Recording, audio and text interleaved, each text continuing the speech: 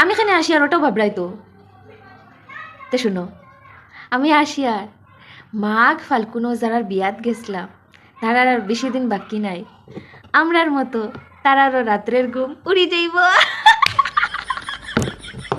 তারা আর নিজের পছন্দ মতো খাবার খাইতে পারতা না, নিজের পছন্দ মতো ড্রেস পরতে পারতা না, এটা ছোটো হয়ে যাইব।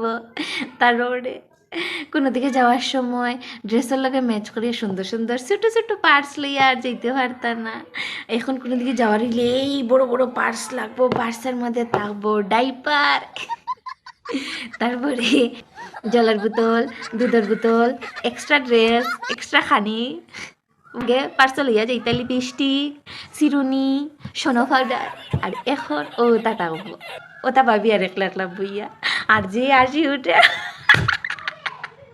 চলো তোমরা আসো।